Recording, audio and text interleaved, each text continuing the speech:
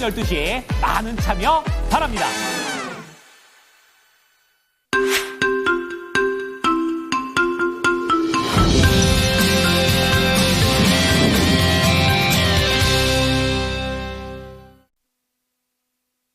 금요일 아침 모닝쇼 이건입니다.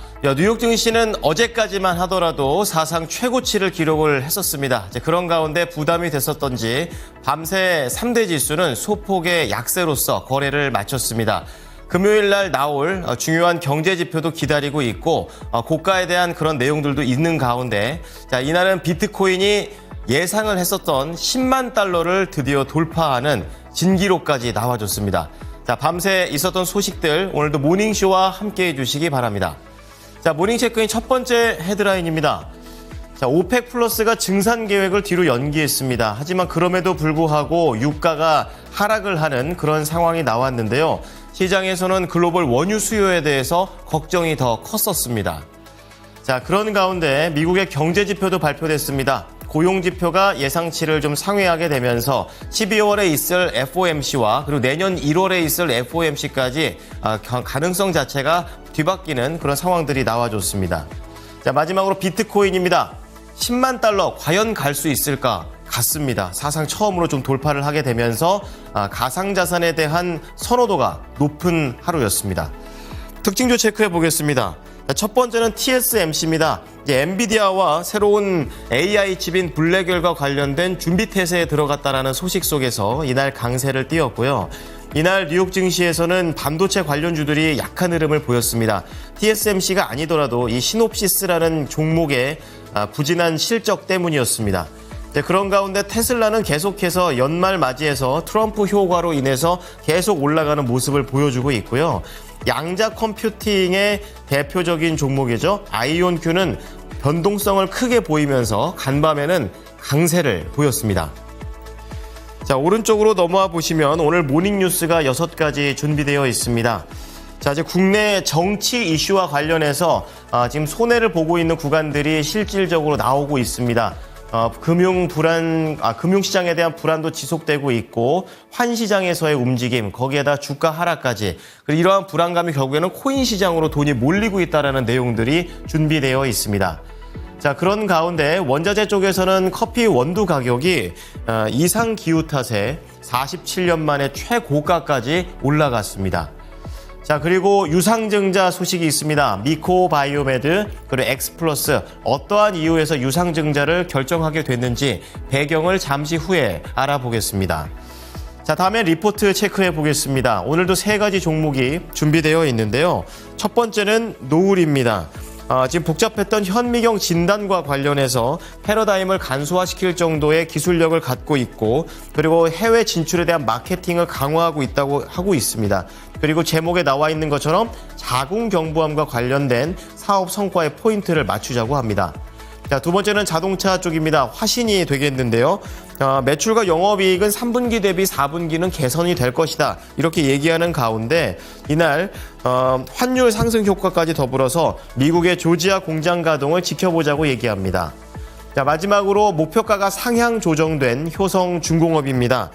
중공업 부문의 기여도가 계속해서 높아지고 있고 이러한 흐름 자체는 계속 이어진다는 관점입니다. 여기에 더해서 미국의 매출 비중이 늘어난다는 점 포인트로 잡고 있습니다. 뉴욕 증시 3대 지수 체크해 보겠습니다. 이날은 다우 지수가 조금 더 상대적으로 많이 밀렸던 하루가 되겠는데요. 이날 0.5% 밀렸고 나스닥과 S&P 500 지수는 약보합의 거래를 마쳤습니다. 신고가에 대한 부담감도 있고 고용 지표도 지금 봐야 되는 그런 상황입니다. 여기에 더해서 간밤에 나왔던 경제 지표는 살짝 둔화되는 움직임을 보이게 되면서 금리 인하 확률이 조금 더 줄어들게 됐습니다. 첫 번째 헤드라인부터 함께 보시겠습니다. 유가 계속해서 공급에 대한 불안감 그리고 수요에 대한 불안감이 이어져 가고 있습니다. 오펙 플러스가 이날 증산을 미루기로 결정을 했습니다. 그럼에도 불구하고 유가는 하락을 했는데요. WTI와 브렌트유는 각각 0.3%씩 밀리면서 68달러, 72달러의 2거래일 연속의 하락세를 보였습니다. 이날 오펙 플러스는 온라인 회의를 열고 주도국 8개 나라가 시행 중인 하루 220만 배럴의 자발적 감산 2단계를 3개월 연장하기로 결정했습니다. 당초에 내년 1월부터 감산량을 줄이려고 했지만 그 시점을 내년 4월로 미룬 겁니다. 그리고 또 다른 자발적 감산 1단계의 종료 시점을 2025년 말에서 2026년 말로 늦추기로 했습니다. 자, 이것과 관련해 라이스타드 에너지 측에서는 오펙 플러스가 잠재적인 공급 과잉과 회원국 간의 생산 목표 준수 결여에 대해서 우려하고 있다는 명확한 증거라고 우려했습니다. 자, 두 번째는 미국의 고용지표가 되겠습니다. 오늘 밤에도 중요한 고용지표가 예상되는 가운데 또 하나의 지표가 되겠습니다.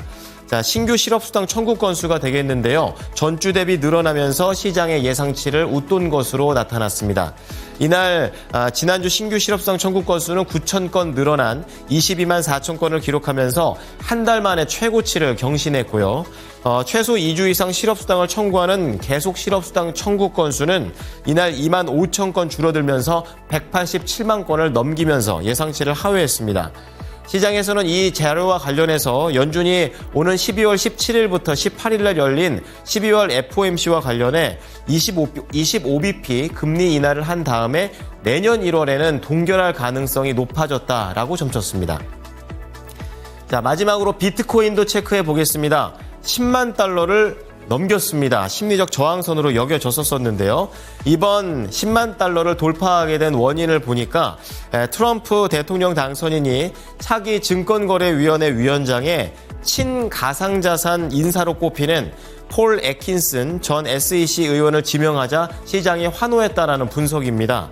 트럼프가 가상자산의 우호적인 공약을 그동안 내세웠던 만큼 애킨슨 후보자가 이끄는 SEC에서는 현 행정부가 실시해온 규제가 상당 부분 완화될 것으로 시장은 관측했습니다. 자, 이어서 특징주 체크해 보겠습니다. 파운드리의 대표적인 대명사죠. TSMC인데요. 엔비디아와 새로운 GPU인 블랙엘 생산 계획을 발표했습니다.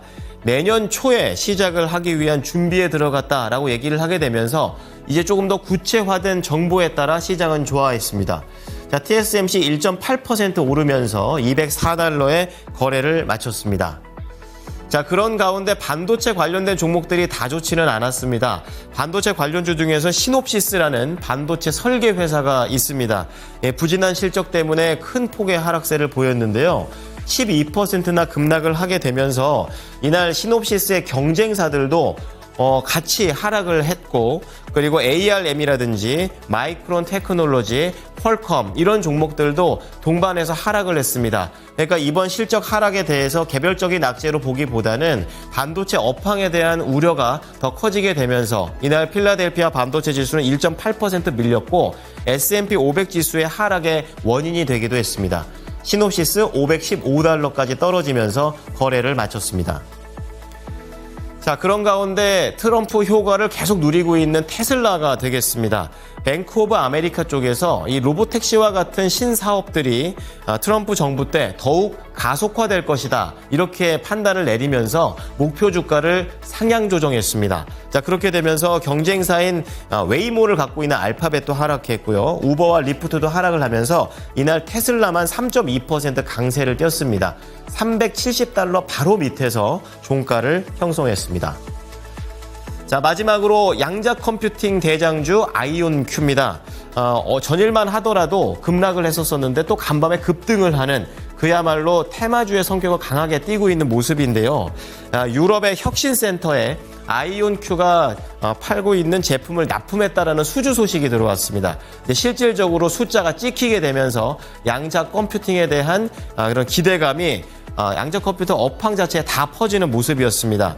D-Wave 퀀텀 컴퓨팅 이렇게 두 자릿대 강세를 보이기도 했었고요.